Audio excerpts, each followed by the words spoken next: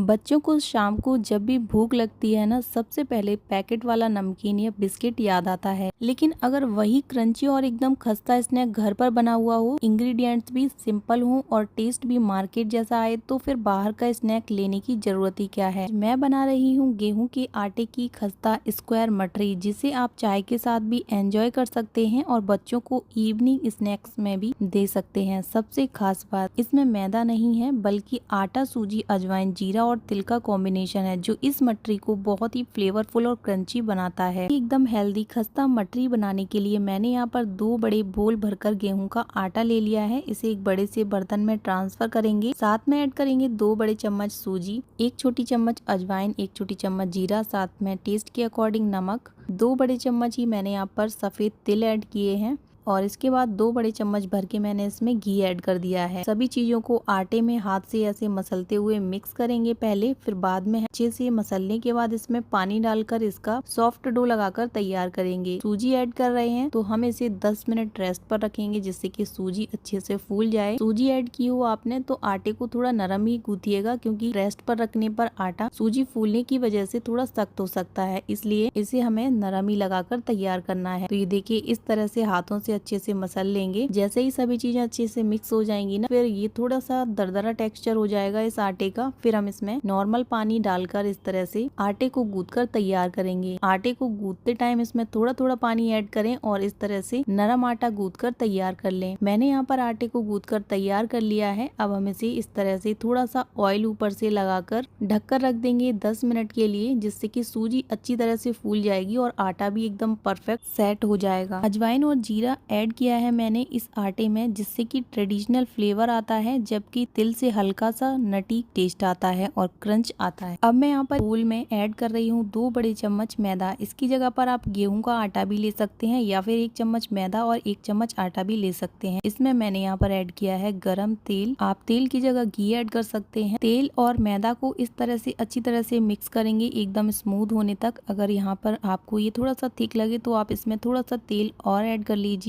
यहाँ पे मैंने इस तरह से ये पतला सा बैटर तैयार कर लिया है। इसे साइड में रखते हैं, इससे हम लेयरिंग करेंगे। और जो आटा सेट होने के लिए रखा था, ये अच्छे से सेट हो गया है। इसे एक बार और मसल लेंगे। मसलने के बाद आटे को 2 पार्ट में कट करेंगे और एक पार्ट को मैं अलग रख रही हूँ। इससे मैं दूसरे तरह का नाश्ता बनाऊंगी, जिसकी रेसिपी आपको जल्दी मिल जाएगी। और आधे आटे का जो पार्ट है दूसरा, मैंने उसको इस तरह से स्मूथ करके थोड़ा सा लंबा शेप बनाकर ऐसे छोटी छोटी लोइयों में चाकू से कट कर लिया है। ऐसे चाकू से काटने से लगभग सेम साइज की ही पेड़े तैयार हो जाते हैं और इस तरह से सभी जो पूरियां या फिर रोटियां हम तैयार करेंगे ना, वो सेम साइज की ही बनेंगी। यहाँ पे हमने जो आटे के ये पेड़े कट किए हुए हैं, इनको इस तरह से रोल करते हुए अच्छे से स्मूथ कर लेंगे और इनकी लोइयां बनाकर तैयार कर लेंगे। एक साथ हमें यहाँ पर सभी लोइयों को तैयार कर लेना है। तो यहाँ पर मैंने ये लोइयां बनाकर तैयार कर ली हैं। अब एक लोई लेकर इसे अच्छे से दोनों साइड पर ऑयल लगाएंगे और बेलन से इस तरह से पतला बेलकर तैयार करेंगे। इसे बेलते टाइम आपको ध्यान रखना है कि तेल लगाते हुए या फिर आटा लगाकर आप इसे रोल करें और एकदम पतला रोल करें, क्योंकि हमें इसकी लेयरिंग करनी है। इसी तरह से मैंने यहाँ पर ये एक रोटी बनाकर तैयार कर ली, जिसे मैंने एकदम पतला बेलकर तैयार किया है। इसी तरह की हमें 7 से 8 और रोटियां बनाकर तैयार करनी है, मतलब बेलकर तैयार करनी है। ये देखिए, यहाँ पे मैंने सभी रोटियों को बेलकर साइड में रख लिया है। लगभग 8 रोटियां मैंने बनाकर तैयार कर ली हैं। अब एक रोटी के ऊपर थोड़ा सा जो हमने मैदा और घी को मिक्स करके पेस्ट तैयार किया था, उस पेस्ट को लगाएंगे और फिर ऊपर से थोड़ा सा सूखा मैदा छिड़क कर स्प्रेड कर देंगे। इसी तरह से 8 रोटियों को ऐसे लेयर बीच में ये मैदे का पेस्ट लगाते हुए ऊपर से सूखा आटा डालकर स्प्रेड करके 8 रोटियों को मैंने इस तरह से यहाँ पर इनकी लेयरिंग कर ली है। अब हमें यहाँ पर इन्हें इस तरह से रोल करना है, क्योंकि 8 रोटियों को इस तरह से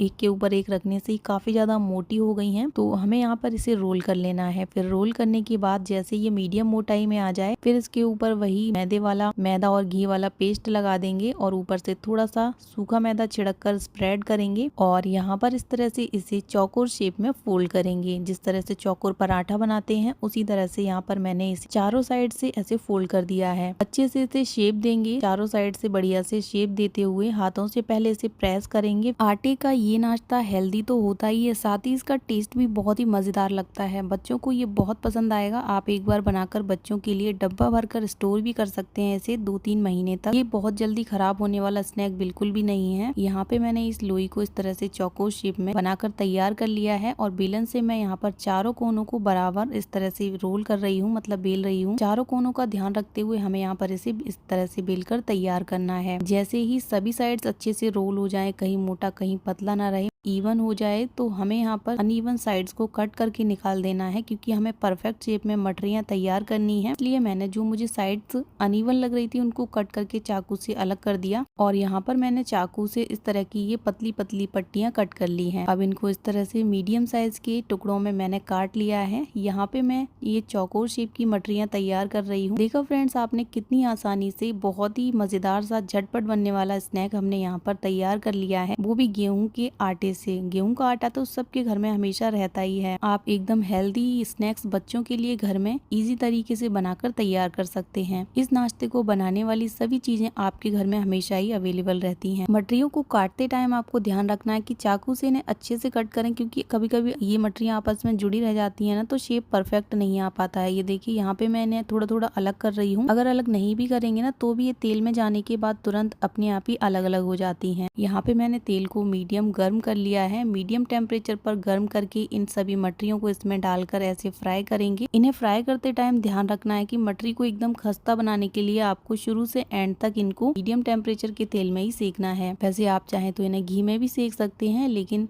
अगर आप यहाँ पर इन मटरियों को लो फ्लेम पर सेकेंगे ना तो ये बहुत ज्यादा कड़क हो जाएंगी, मतलब कुरकुरी बनेंगी, खस्ता नहीं बनेंगी। इसलिए आप टेम्परेचर का थोड़ा सा ध्यान रखिए, टेम्परेचर को मीडियम रखिए और बिना रुके यहाँ पर इन्हें इस तरह से अलटते पलटते सेकते रहिए। इस तरह से सभी साइड से ये मटरियाँ परफेक्ट सिकती हैं। कलर भी एकदम बढ़िया आता है। सभी मटरियों के ऊपर चलाना बंद कर देंगे तो कोई मटरी जल जाएगी, कोई नहीं सिकेगी। हल्का सा गोल्डन कलर आ गया है। मटरियों को ऑयल में से निकाल कर बोल में रखेंगे और ये देखिए हल्का सा गोल्डन कलर आते ही मैंने इनको निकाल लिया है। इसी तरह से इन्हें फ्राई कीजिए। बहुत ज्यादा गोल्डन होने तक मत फ्राई कीजिए, वरना कलर ज्यादा डार्क हो जाएगा। गर्म है, ठंडी होते ही इनका खस्तापन तुरंत पता चलेगा। वीडियो अच्छी लगी हो तो लाइक और शेयर कीजिए। Bye bye.